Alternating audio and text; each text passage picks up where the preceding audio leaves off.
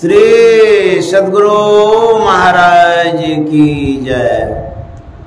दुख दर्द भाव के सब मिटे सतगुरु चरण नित से। ये दुख दर्द भाव के सब मिटे सतगुरु चरण नित से। ये गुरु भक्ति बिन कछु ना बने। में ही सकल संतन कही गुरु भक्ति बिन कछु ना बने। में ही सकल संतन कही। श्री सद्गुरु महाराज की जय। प्रातः स्मरणीय अनंत श्री विभूषित परमाराध्य सद्गुरु महाराज गुरुदेव महर्षि संत सेवी परमानंद जी महाराज डेहरी ऑन सोन के विशेष सत्संग प्रेमी महान भाव माता एवं बहनों, यह डेहरी ऑन सोन जहाँ हम लोग सत्संग कर रहे हैं, यहाँ पुराने से पुराने सत्संग प्रेमी हुए हैं। परमाराध्य सद्गुरु महाराज के समय बहुत सत्संगी जुड़े हुए थे और अभी भी बहुत सत्संगी जुड़े हुए हैं। पिछले वर्ष ही यहाँ अखिल भारतीय सत्संग हुआ था आश्रम में। यहाँ के सत्संगी बड़े जागरूक भी हैं और बड़े ध्यानी भी हैं। जैसा कि मैंने कहानियों में, कथाओं में, संस्मरणों में पढ़ा है। एक बार का प्रसंग है, डेहरी ऑन सोन के ही एक साधक सत्संग प्रेमी परमाराध्य सद्गुरु महाराज को पत्र लिखते हैं। पत्र में वो लिखते हैं कि हुजूर, मैं बहुत वर्षों से साधन भजन करता हूँ, ध्यान करता हूँ, लेकिन मेरी साधना में प्रगति नहीं हो पा रही है। मैं आगे बढ़ नहीं पा रहा हूँ। कृपा किया जाए कि साधना में प्रगति करूँ, आगे बढ़ूँ। यह आकांक्षा है, अनुग्रह है, आग्रह है। तो परमाराध्य सद्गुरु महाराज के पास पत्र पहुंचा। उन दिनों गुरुदेव महर्षि संत सेवी परमानंद जी महाराज गुरु महाराज के आज्ञा अनुसार पत्र पढ़ा करते थे। तो गुरु महाराज ने कहा, संत सेवी जी पत्र को पढ़िए। तो आज्ञा पाकर के महर्षि संत सेवी जी महाराज पत्र पढ़े, पूरे पत्र को पढ़ करके सुना दिए। तो गुरु महाराज ने कहा कि संत सेवी जी उत्तर में लिखिए। अब देखिए, डेहरी ऑन सोन के साधक है, उन्होंने जो जिज्ञासा किया, मैं ध्यान करता हूं लेकिन प्रगति नहीं हो पा रही है, आशीर्वाद दिया जाए। तो उत्तर में क्या लिखते हैं? गुरु महाराज कहते हैं कि लिखिए उनको कि मैं ब्रह्म मुहूर्त में 3 बार उनके घर पर गया। मैंने देखा कि तीनों बार वो ब्रह्म मुहूर्त में सोए हुए हैं, तो मैं क्या करूं? देखिए कितने सौभाग्यशाली थे वो साधक, डेहरी ऑन सोन के हैं।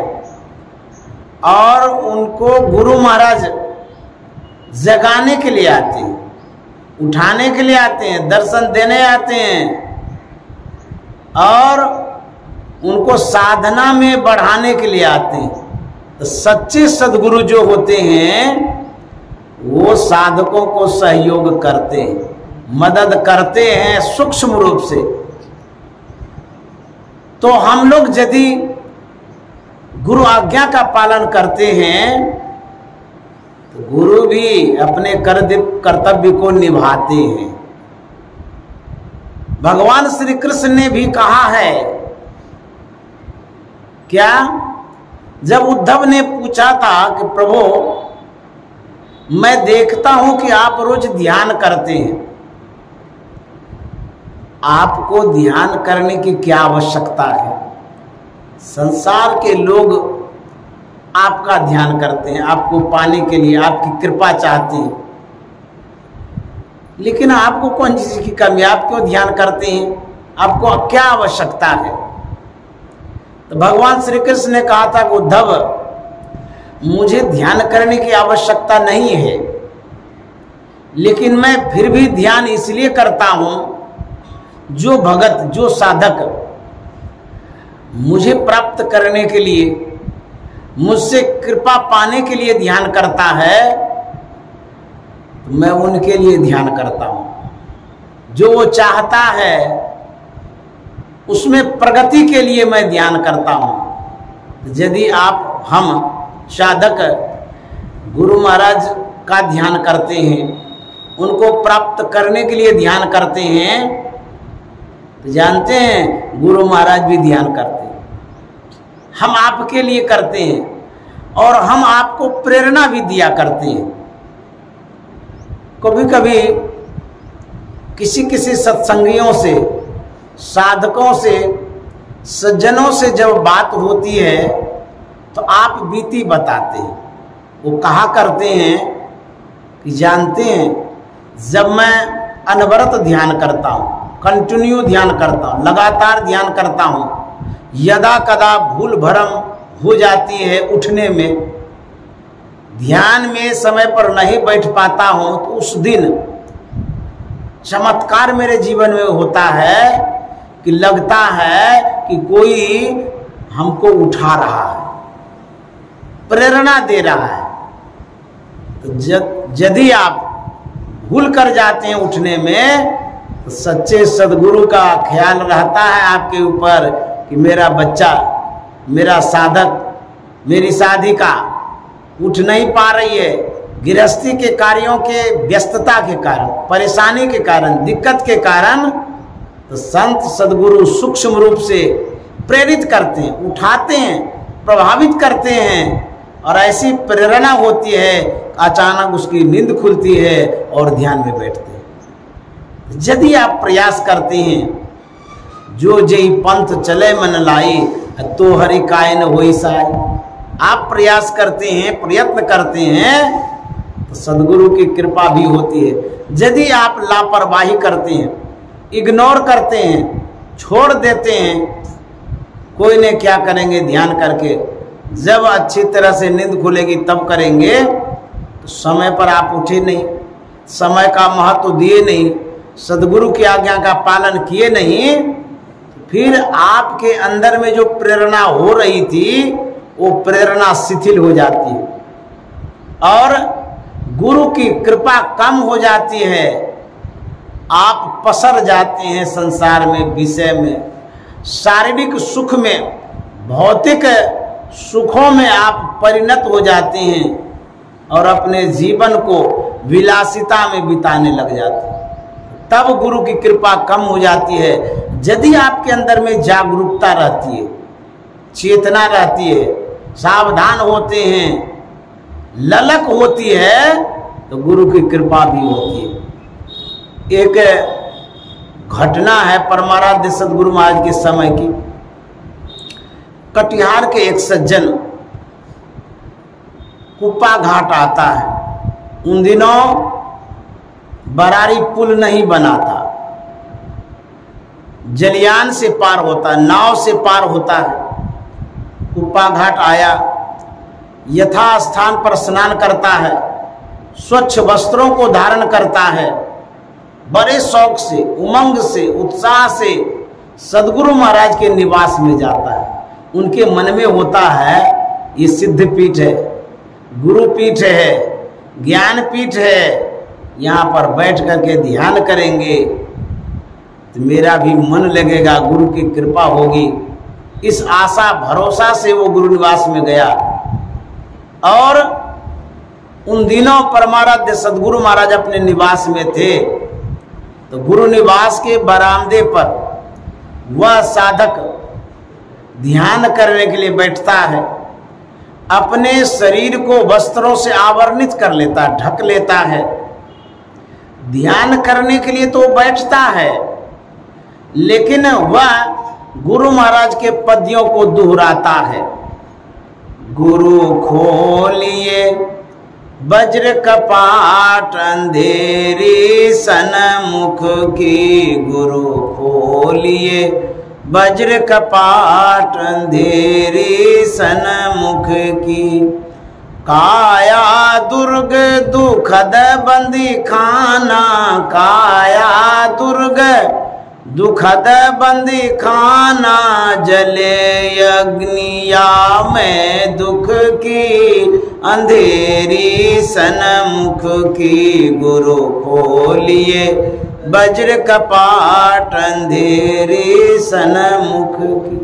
ध्यान में बैठा है, आंख बंद करके बैठा है, शरीर को आवरणित करके बैठा है, लेकिन वो पद्य को दोहराता है, गाता है मने मन।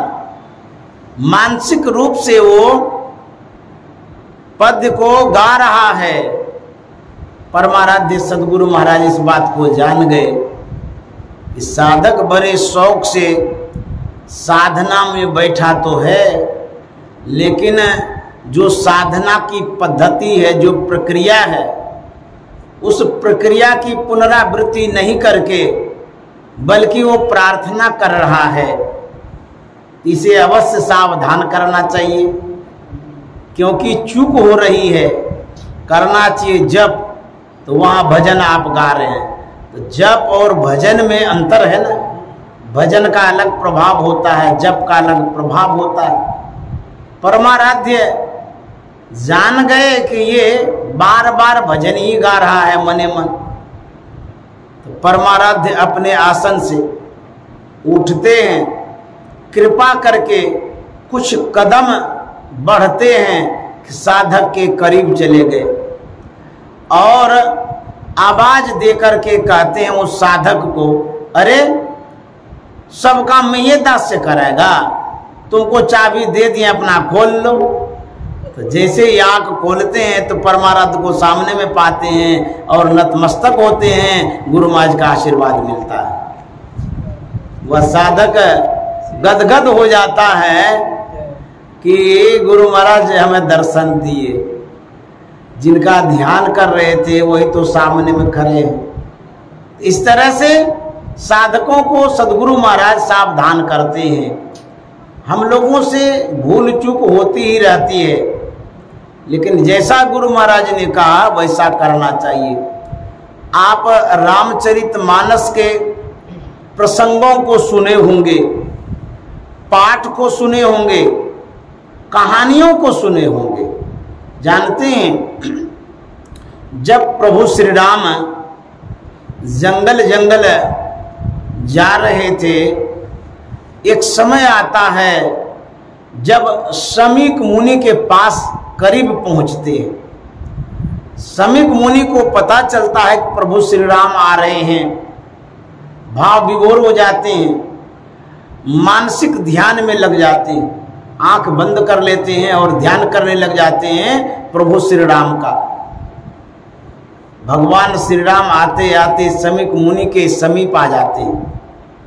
भगवान श्री राम खड़े हैं, उन्हीं के ध्यान में वो लगे हुए हैं शमीक मुनि। प्रभु श्री राम देख रहे हैं कि ये आंखें नहीं खोल रहे हैं, मैं इनके सामने खड़ा हूं और मुझे ये ताकते नहीं है, देखते नहीं है, मेरे ध्यान में लगा हुआ है। जिस छवि में, जिस रूप में, जिस दिव्य रूप में शमीक मुनि अपने मन को लगा के रखे थे, अपने ख्यालों को लगा के रखे थे, सूरत को लगा के रखे थे, उन छवियों में, उन रूपों में प्रभु श्री राम परिवर्तन कर देते हैं, बदलाव लाते हैं। जानते हैं, शमीक मुनि ऐसे उकला करके उठते हैं, व्याकुल होकर के उठते हैं, जैसे मणिधर सांप का मणि खो गया हो। सांप के अंदर से मणि खो जाए तो जीना मुश्किल है, वैसे ही समीक मुनि ध्यान कर रहे थे और जैसे ही प्रभु श्री राम का पवित्र रूप हटता है वैसे ही आंख खोलते हैं छटपटा करके, और जैसे ही आंख खोलते हैं सामने में प्रभु श्री राम को पाते हैं। उन्हीं का तो ध्यान कर रहे थे। इस तरह से मानस ध्यान होता है। हमारे बाबा देवी साहब ने परमाराध्य सदगुरु महाराज महर्षि में ही परमानंद जी महाराज से कहा था कि लाला, तुम मानस ध्यान करते हो तो क्या गुरु रूप को हुबहू उगा लेते हो? तो गुरु महाराज ने कहा था कि नहीं, हुबहू नहीं उगा पाता हूं, धुंधला सा दिखता है। तो बाबा देवी साहब ने कहा था कि मैं जो ध्यान करता हूं उसमें गुरु को हुबहू उगा लेता हूं। बाबा देवी साहब तो परम सिद्ध संत थे। उसके बाद गुरु महाराज को जो आश्वासन दिए ध्यान करने का, उसके अनुरूप गुरु महाराज भी ध्यान करने लगे। जब हम मानस ध्यान करते हैं उसमें यदि गुरु का रूप हुबहू दिखाई देता है तो हम लोग सौभाग्यशाली हैं, क्योंकि गुरु की मूर्ति हृदय बसाए, जो इच्छे सोई फल पाए।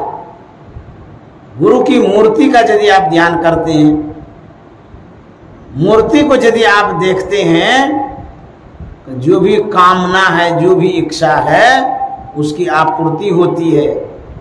इसीलिए प्रथम गुरु महाराज ने कहा है, प्रथम ही धारो गुरु को ध्यान, हो श्रुति निर्मल हो बिंदु ज्ञान। प्रथम ही धारो गुरु को ध्यान, हो श्रुति निर्मल हो बिंदु ज्ञान।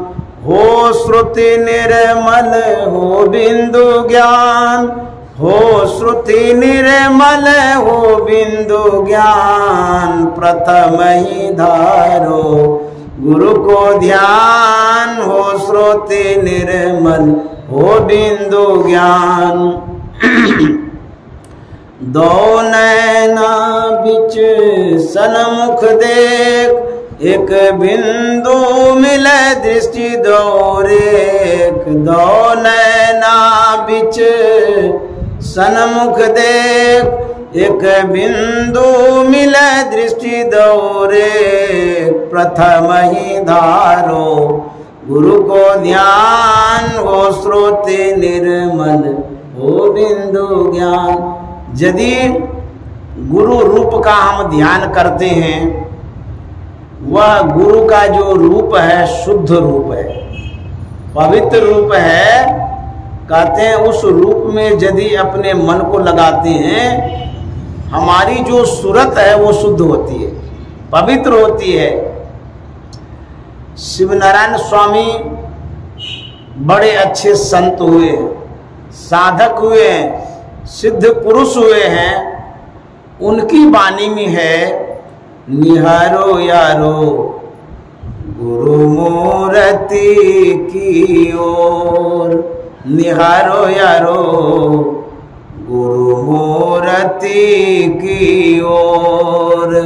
गुरु मूर्ति सुरति बिच निरखो, तब और होत इंजोर। निहारो यारो गुरु मूर्ति की ओर। निहारो यारो गुरु मूर्ति की ओर। यारो का मतलब होता है यार, दोस्त, मित्र, संबंधी, निकटवर्ती। यार को कहते हैं जो निकट से निकट रहने वाला हो, या जो विशेष हितैषी हो, या जो विशेष अपना हो। इसमें अपनत्व की भावना है। साधकों को मित्र समझ रहे, इसलिए कहते हैं यार। क्या कहते हैं? ऐ मित्रों, निहारो अर्थात देखो, किधर देखो? रुपया की तरफ, खजाना की तरफ, खेत की तरफ, धन की तरफ, नोट की तरफ देखने के लिए कहते नहीं, गुरु मूर्ति की ओर, गुरु की जो मूर्ति है, जो रूप है, उसकी ओर देखो। संसार के तरफ से मन को मोड़ कर, हटा करके गुरु मूर्ति की ओर, गुरु रूप की ओर देखने के लिए कहते हैं। ऐसा क्यों? ऐसा क्यों नहीं कहे कि निहारो यारो देवी की ओर, देवता की ओर, भगवान की ओर, भगवती की ओर, राम की ओर, कृष्ण की ओर, हनुमान की ओर? ऐसा नहीं कह करके सीधे शब्दों में, स्पष्ट शब्दों में कहते हैं गुरु मूर्ति की ओर निहारो, देखो। ऐसा क्यों कह दिए? इसलिए आप जिस गुरु मूर्ति का ध्यान करते हैं वह रूप साधारण नहीं है। संत सद्गुरु अपने रूप को शुद्ध कर देते हैं। स्थूल रूप में भी सद्गुरु सब शुद्ध होते हैं। स्थूल दृष्टि से भी देखिएगा, उनका शरीर बहुत पवित्र होता है। सद्गुरु का बड़े स्वच्छ होते हैं, पवित्र होते हैं, साफ सुथरे रहा करते हैं। इसीलिए तो लोग सब प्रसाद में हाथ लगवा लेते हैं कि थोड़ा स्पर्श कर दीजिए, फल शुद्ध हो जाएगा, पवित्र हो जाएगा।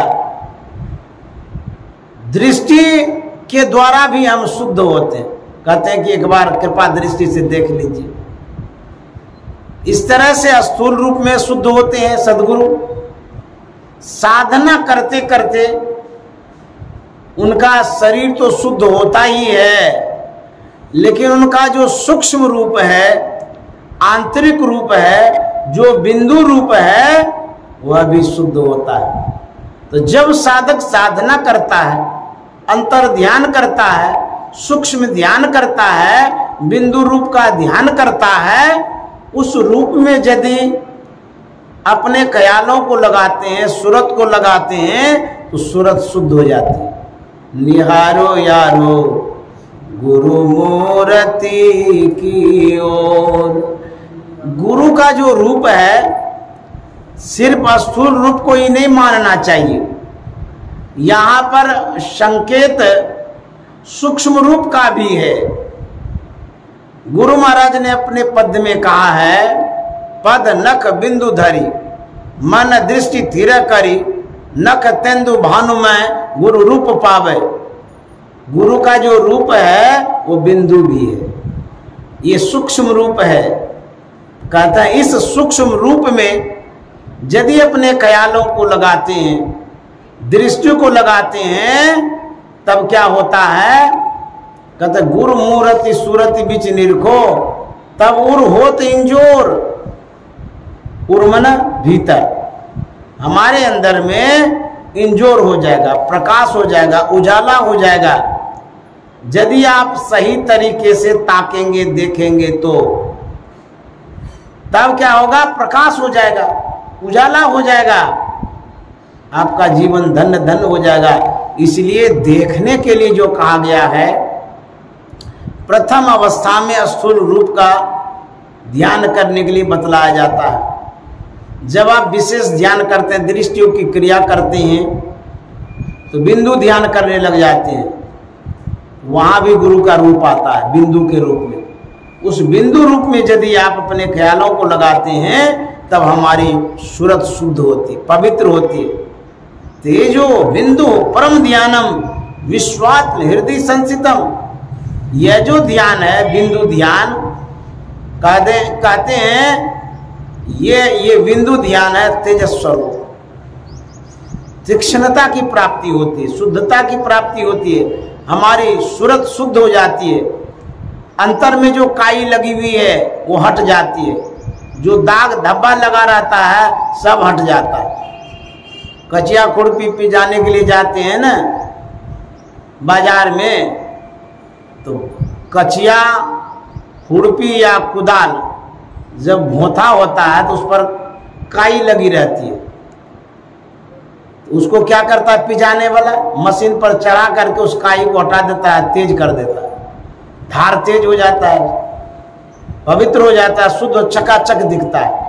ठीक उसी तरह से जब हम ध्यान करते हैं, ध्यान करने में जब बिंदु ध्यान करते हैं, तो बिंदु ध्यान पर जब हमारी दृष्टि टिकती है तो दृष्टि की जितनी काई है वो समाप्त हो जाती है, दृष्टि शुद्ध हो जाती है, पवित्र हो जाती है, तीक्ष्ण हो जाती है, तेज हो जाती है। तो होता क्या है, यदि दृष्टि हमारी तीक्ष्ण होती है, देखने की क्षमता बढ़ जाती है, देखने की कैपेसिटी बढ़ जाती है।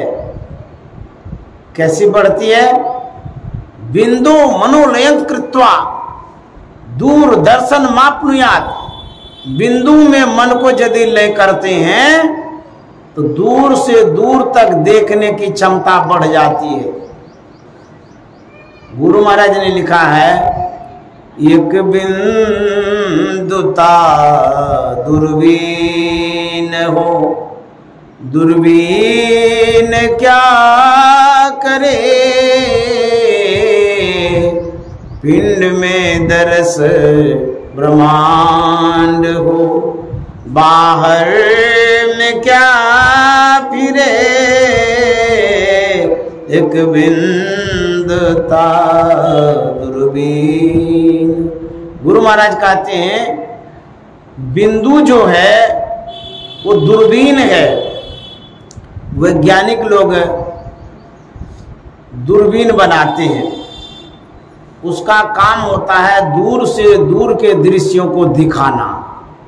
दूरबीन के माध्यम से दूर के दृश्य को हम देख पाते हैं। जो बाहर का दूरबीन है वो तो सीमा भर ही दिखाता है, लेकिन एक बिंदुता रूपी जो दूरबीन है, गुरु महाराज कहते हैं कहाँ तक दिखाता है? इस पिंड में, शरीर में पूरे ब्रह्मांड को दिखाता है। देखिए कितनी क्षमता है। सकल दृश्य निज उदर मेली, सोभय निद्रात योगी, सोई हरिपद अनुभव परम सुख, अतिशय द्वैत वियोगी। कहते हैं सकल दृश्य, सभी दृश्यों को वो देखता है। कौन? योगी, साधक, अपने अंदर में, सकल में न सब। बुझिए कितनी क्षमता है इस दृष्टि में, बिंदु में, शरीर में पूरे ब्रह्मांड को देखते हैं, सब कुछ देखते हैं। जो गुप्त है, जो प्रकट है, सब देखता है। गोस्वामी तुलसीदास जी महाराज ने कहा है, उघ रई विमल विलोचन हिय के, मिटई दोष दुख भव रजनी के, सूझई राम चरित मनि मानिक, गुप्त प्रगट जब जो जय खानिक, यथा स्वंजन आंजी दृग, साधक सिद्ध सुजान, कौतुक देखें शैलवन, भूतल भूरि निधान। गोस्वामी जी कहते हैं जब उघरेगा क्या? विमल विलोचन, विमल मन पवित्र, विलोचन मन विशेष आंख। जब आंख उघरेगी, भीतर की आंख, अंतर की आंख, योग दृष्टि जब उघरेगी तब क्या होगा? कहता सूझे रामचरित मान। राम का जो असली चरित्र है, प्रकाश युक्त चरित्र है, वो सूझने लगेगा। गुप्त प्रगट जब जो जय खानिक, उन साधकों के लिए जो गुप्त है वो भी प्रकट हो जाता है, जो प्रकट है वो तो प्रकट है ही। दूर से दूर के बातों को जान लेता है, देख लेता है बैठे ही बैठे। तो यह जो दृष्टि है इसमें बहुत क्षमता है। जो बिंदु ध्यान है इसमें बहुत बड़ी वैज्ञानिकता है। ध्यान करेंगे तब न पता चलेगा, सिर्फ सुनने से नहीं होगा, करना होगा। परमात्मा ने हमारे अंदर में अद्भुत अद्भुत चीज रख दिया है, वहां तक हम यदि नहीं पहुंचते हैं तो हमारी कमियां हैं। मान लीजिए आपके चौका में एक से एक खाद्य सामग्री है, खाने पीने का सामान है, बनाने का सामान है, उस व्यंजन तक, उस सामान तक यदि आप नहीं पहुंच पाते हैं, अथवा उस सामान को बनाने की कला आप में यदि नहीं है, उस सामान से आप सुख नहीं ले सकते, उस सामान का महत्व नहीं समझ पाएंगे। जैसे आलू ही है, आलू का कोई भुजिया बनाता है, कोई चोखा बनाता है, कोई चिप बना लेता है, और जिसको बनाने ही नहीं आता है तो आलू से क्या लाभ लेगा? वो कुछ भी लाभ नहीं ले सकता। ठीक उसी तरह से हमारे अंदर में जो बिंदु है, उस बिंदु के महत्व को जान करके, बिंदु ध्यान करके, उस बिंदु में जो सुख सिंधु है, जो संसाधन है, जो कुछ भी समाहित है, उसको जानेंगे। जो साधना ही नहीं करेगा, ध्यान ही नहीं करेगा, उस बिंदु तक पहुंचेगा ही नहीं, उसके महत्व को क्या समझेगा? उस बिंदु से क्या उसको लेना देना होगा? हमारे अंदर में परमात्मा ने अद्भुत अद्भुत चीज दे दिया, उसका लाभ उठाना चाहिए। सदगुरु महाराज की बड़ी कृपा है जो हम लोगों को ये भेद बतला दिए, भजन दिए हैं, दीक्षा दिए हैं। हम यदि नहीं करेंगे तो जो दीक्षा नहीं लिया उसको क्या पता चलेगा कि बिंदु क्या है कि नाद क्या है? हम लोग जो लिए हैं, प्रयास करना चाहिए। गुरु महाराज ने जो बतलाया ध्यान करने के लिए, बिंदु ध्यान करेंगे और उस बिंदु ध्यान को प्राप्त करेंगे और उस बिंदु से लाभ प्राप्त करेंगे। देखना चाहिए कि उस बिंदु से मिलता क्या, होता क्या है। अवश्य वहां तक पहुंचने का प्रयत्न हम लोगों को होना चाहिए। तो गुरु महाराज तो बतला दिए, हम नहीं करेंगे, अब दोष किसको दीजिएगा? कोई कोई कहता है बहुत बरस से ध्यान कर रहे हैं, कहाँ कुछ मिलता है, पता नहीं कि मिलता भी है कि नहीं मिलता है। यूं ही कहीं खाली बता तो नहीं दिए कि करते रहो, यदि मिलता तो अभी तक मिला कहाँ है? आपके करने में कमी है, आप ठीक ढंग से करिए नहीं पा रहे, आप अपने में कमी ढूंढते नहीं हैं। सदगुरु महाराज ने जो बतलाया सही बतलाया।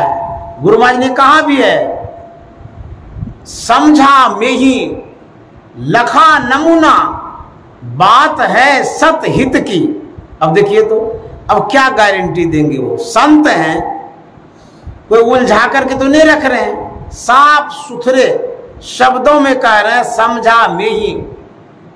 गुरु महाराज कहता मैंने पहले समझा है साधना की बात को, संतमत की बात को, ध्यान की बात को मैंने पहले समझा है। गुरु महाराज कहते हैं मैंने सिर्फ समझा ही नहीं है, लखा नमूना, नमूना तौर पर मैंने देखा भी है, दिखाई भी दिया है।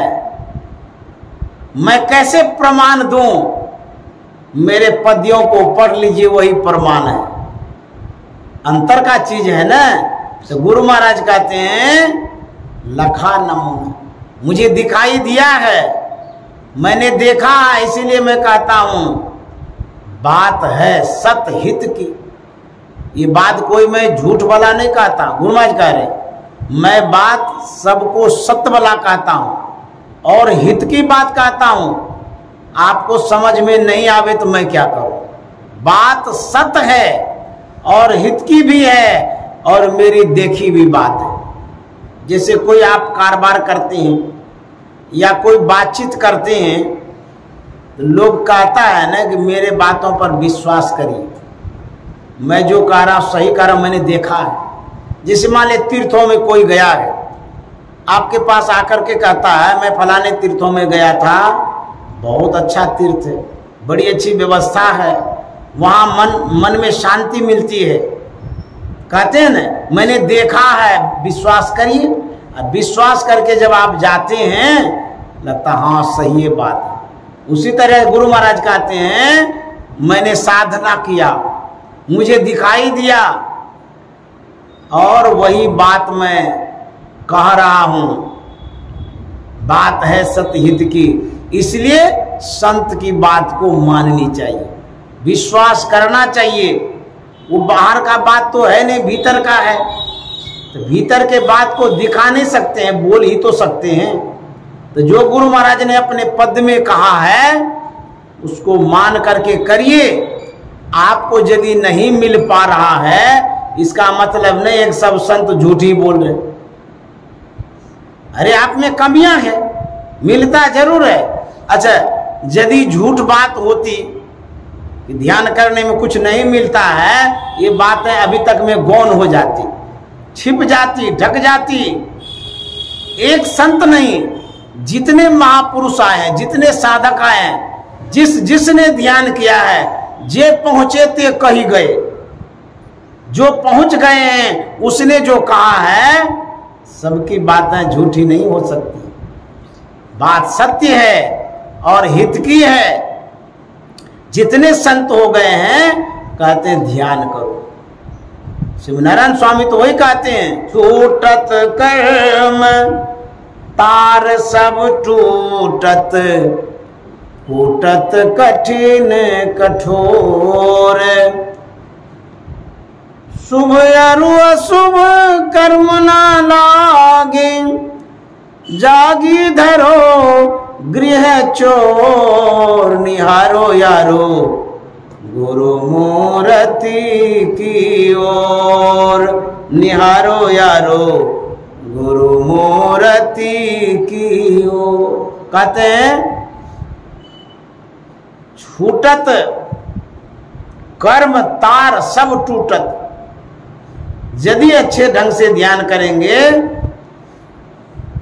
जो कर्म है, कर्म जो आप करते हैं, जिन कर्मों के द्वारा आवागमन में पड़ते ऐसे ऐसे कर्म हो जाते हैं, अनैतिक कर्म, अनर्थ वाला कर्म, अपकर्म जिसको कहते हैं ध्यान करने से वो कर्म छूट जाएगा।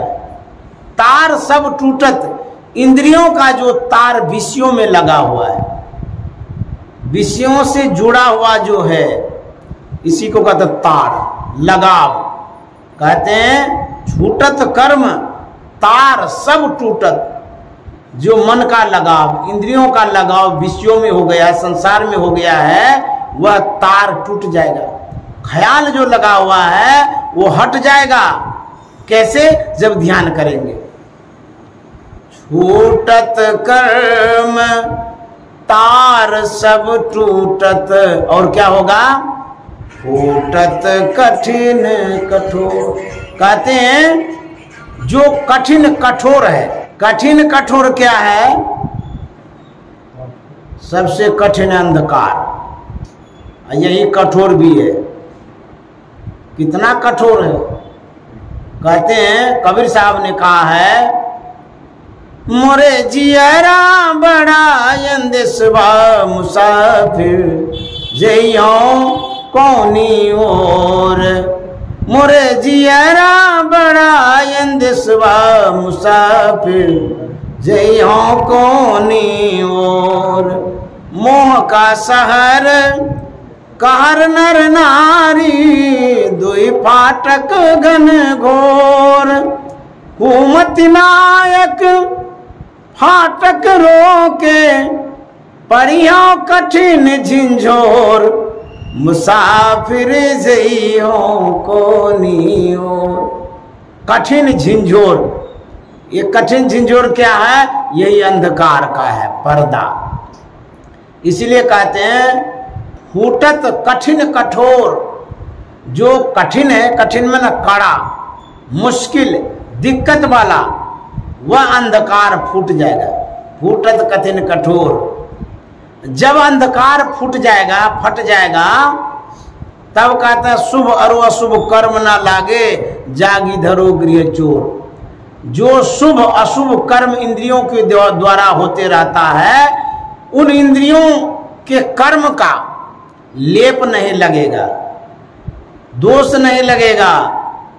कहते हैं शुभ अशुभ कर्म जो है ये भी एक बंधन है। शुभ भी बंधन है, अशुभ भी बंधन है। इन शुभ अशुभ बंधनों से आप ऊपर उठ जाएंगे ये कोई कर्म आपको आवागमन में नहीं डाल सकता है। तो आवागमन में जिन कर्मों के द्वारा हम पढ़ते हैं वो कर्म हट जाएगा, फट जाएगा। शुभ और अशुभ कर्म न लागे, जागी धरो गृह चोर। कहते हैं अंधकार में जो पड़े हुए हैं यहाँ मन चोरी करता है, मन चुराता है, यही चोरबा है। इंद्रियां चुराती रहती हैं, विषय में जो इंद्रियां जाती रहती हैं वो हम ही को चुराती है। कहते हैं जागी धरो गृह चोर, हमारे अंदर में ही चोरबा है। कहते हैं जगने के लिए, उठने के लिए।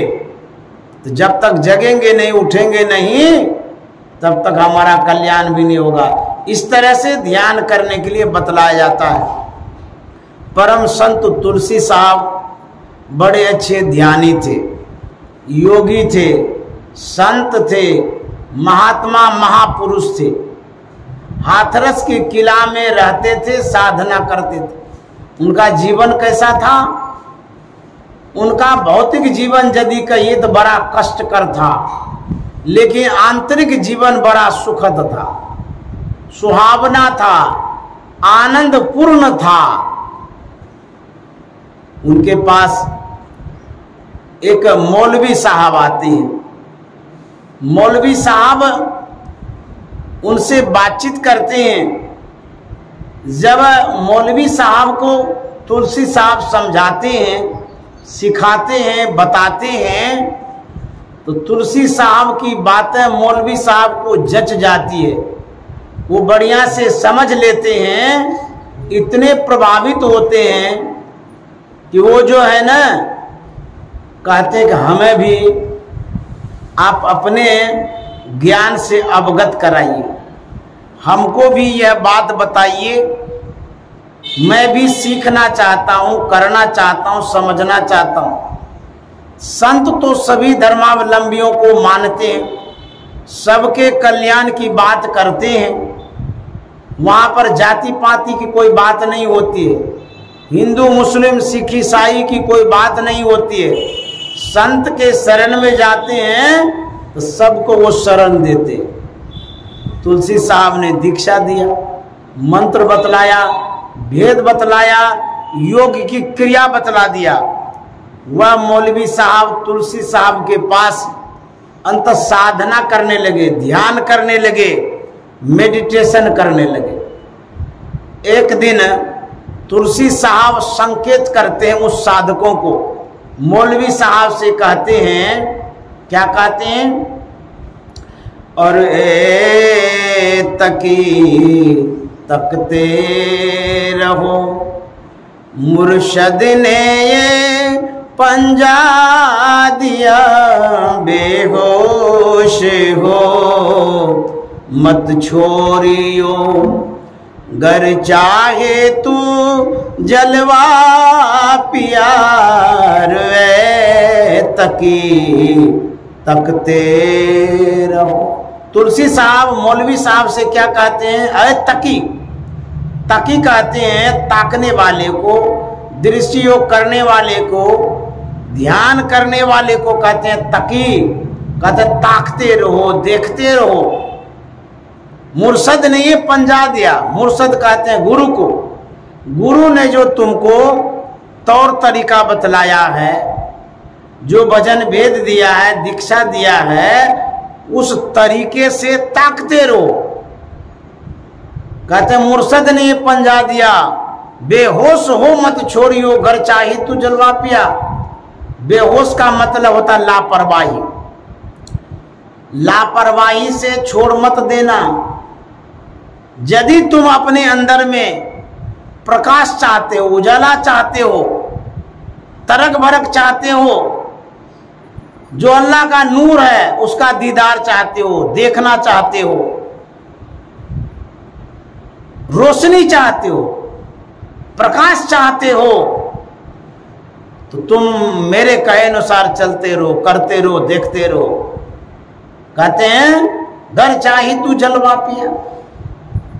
मौलवी साहब ने पूछा कि साहब आप तो कह रहे हैं हमको देखने के लिए, मैं देखूंगा, परिणाम क्या होगा, फल क्या मिलेगा, होगा क्या? तुलसी साहब कहते हैं होगा फजल दरगाह तक, खौफो खतर की जा नहीं, होगा फजल दरगाह तक। तुलसी साहब कहते हैं होगा फजल दरगाह तक। फजल मन उजाला, पवित्र स्थान तक, अल्लाह के दरबार तक तो तुम जो जाओगे वहां तक जाने का रास्ता साफ हो जाएगा। होगा फजल दरगाह तक, खौफो खतर की जा नहीं, डर भय की कोई बात नहीं है, सीधे चला जाना वहां। मुर्शद ने ये फतवा दिया, कहते हैं गुरु ने तुमको हुक्म जारी कर दिया। फतवा दिया का मतलब होता है हुक्म जारी करना।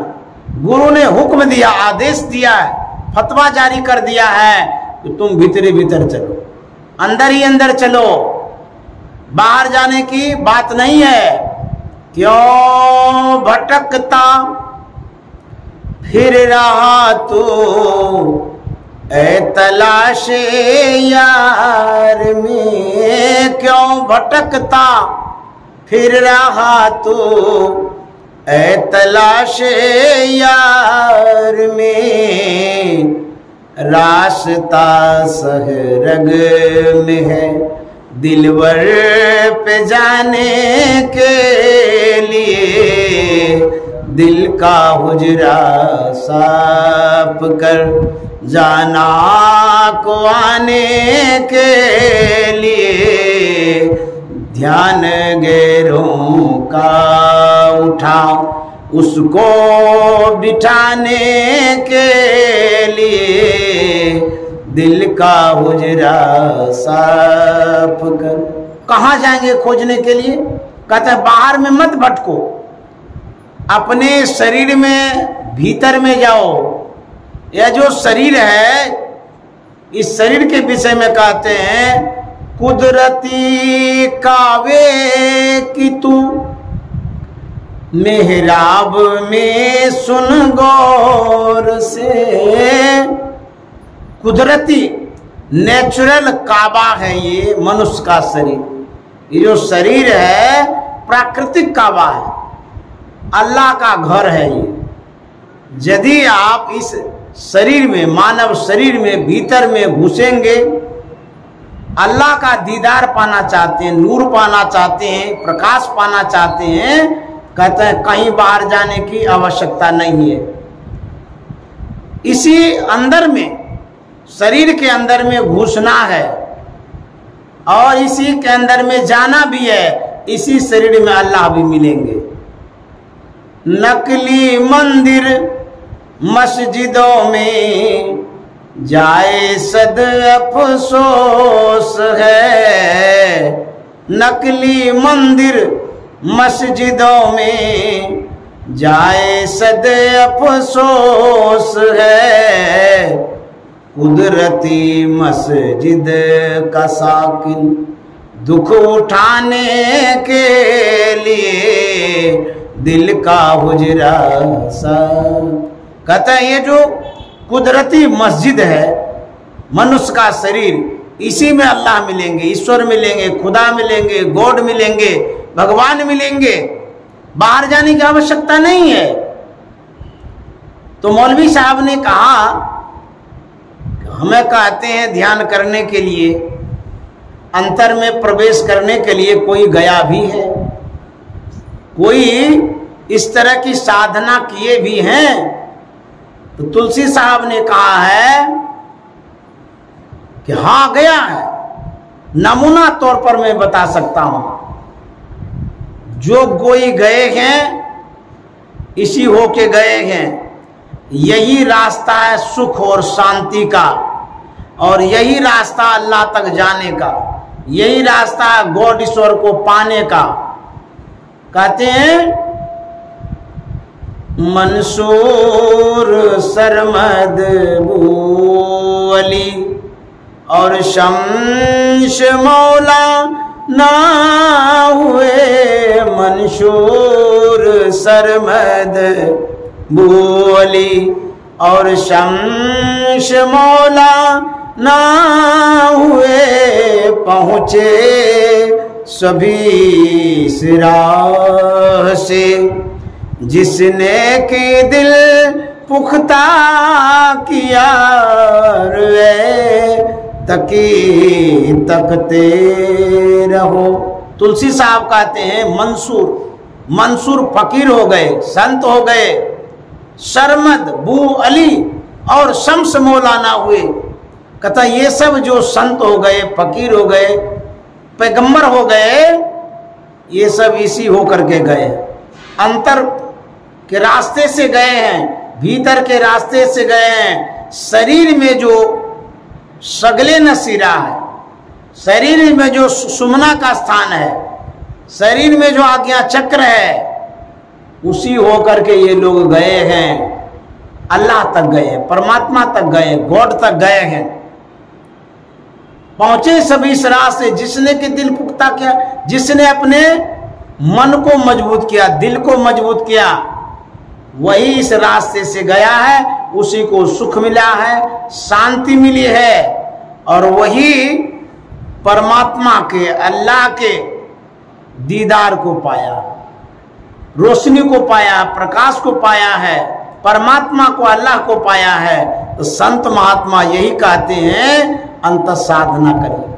अंत साधना में पहले जप करिए, उसके बाद मानस ध्यान करिए, उसके बाद दृष्टि योग की क्रिया करिए, उसके बाद नादानुसंधान करिए। इन क्रियाओं के द्वारा अंत साधना में सफलता मिलेगी। आप प्रयास करिए, अवश्य लोगों को मिला है, संतों को मिला है, साधकों को मिला है, तभी वो लिख करके गए हैं, बोल करके गए हैं। हम लोगों को भी चाहिए इस तरह से साधना करें और साधना करके लोक परलोक को बनावे। इन्हीं शब्दों के साथ वाणी में विराम देता हूँ और आप सभी साधकों को भी प्रणाम करता हूँ। आदरणीय हमारे जो काशी बाबू हैं, मैं उन्हें भी प्रणाम करता हूँ। उमा माता जी हैं, उन्हें भी प्रणाम करता हूँ। इन लोगों की श्रद्धा भक्ति के कारण मैं यहाँ आ पाया हूँ और सदगुरु महाराज की बड़ी कृपा रही जो मैं इस घर तक कदम रख पाया हो। नहीं तो मेरा कदम उस उधरे लड़खड़ा जाता, मैं रास्ते में रह जाता, आ भी नहीं पाता, न भेंट होती, न बोल पाता, न सुना पाता। जो कुछ भी मैं सुना पाता हूँ सदगुरु महाराज जब तक चाहते हैं तभी तक सुना पाता हूँ। जिस दिन वो कृपा मेरे ऊपर नहीं करेंगे, वाणी अवरुद्ध हो जाएगी, आवाज नहीं निकलेगी, लड़खड़ा जाएंगे, गिर जाएंगे, बेहोश हो जाएंगे, आपको कुछ सुना भी नहीं पाएंगे। तो जब तक मैं सुनाता हूँ, उनकी कृपा से सुनाता हूँ, उनके आशीर्वाद से सुनाता हूँ, वो जब तक कृपा करते रहेंगे मैं आप लोगों को सुनाता रहूंगा। और गुरु महाराज जब चाहेंगे कि अब इनसे सेवा नहीं लेनी है तो फिर नहीं लेंगे, और जब तक लेने का है तब तक मैं सेवा देता रहूंगा। जब तक सांस रहेगी और सदगुरु की कृपा रहेगी मैं अवश्य सत्संग सुनाता रहूंगा। श्री सदगुरु महाराज की जय।